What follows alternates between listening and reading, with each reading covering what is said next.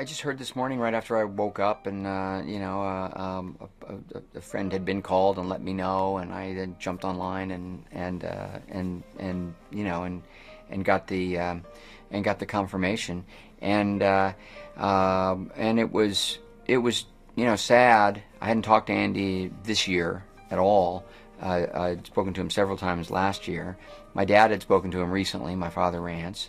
And at that point, which was just only 6 or 8 weeks ago, Andy was very upbeat, interested in working, interested in projects. And so, I think he lived, a rich, full life with optimism and, to the very end.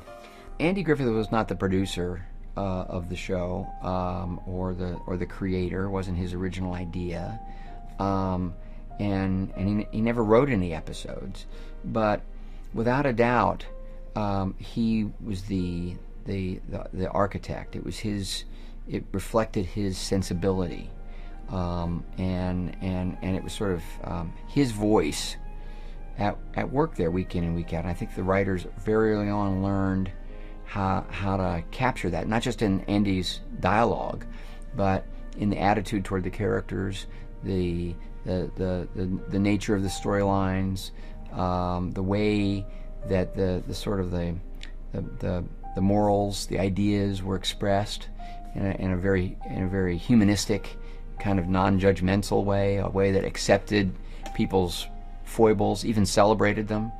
I think it's a real reflection of Andy, and the fact that the show has endured and continues to endure is an absolute testament to the possibility that any medium can be transformed into a real art, enduring art, when an individual voice finds the right sort of platform and setting. And I really think that's what happened with the Andy Griffith Show, and certainly the writers, the directors, Sheldon Leonard, the exec producer, everybody had a huge hand in it.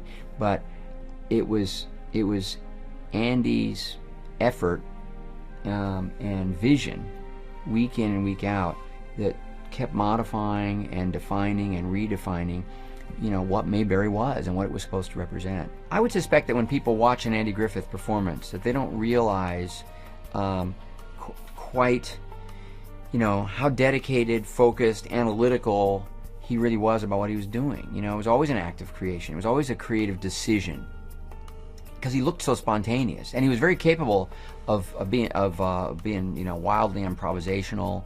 Especially he and Don Knotts together, they created some of the most memorable bits on that show. Some of their two-person interactions are really off the cuff.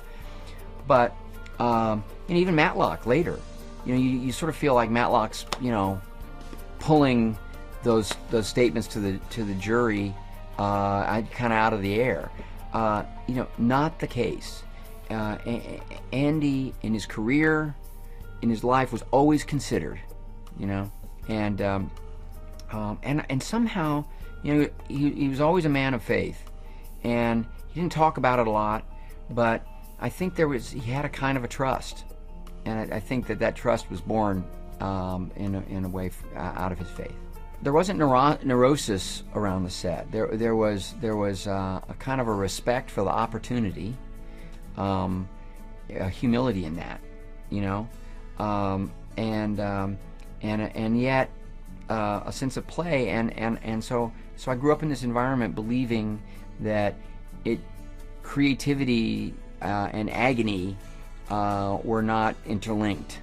That creativity and fun, in fact, could be interlinked as long as effort was sort of in the part of the quotient, and it was he definitely informed my career, and our family wouldn't be what it is today. We wouldn't be who we are without that show, and that show wouldn't have been what it was without Andy.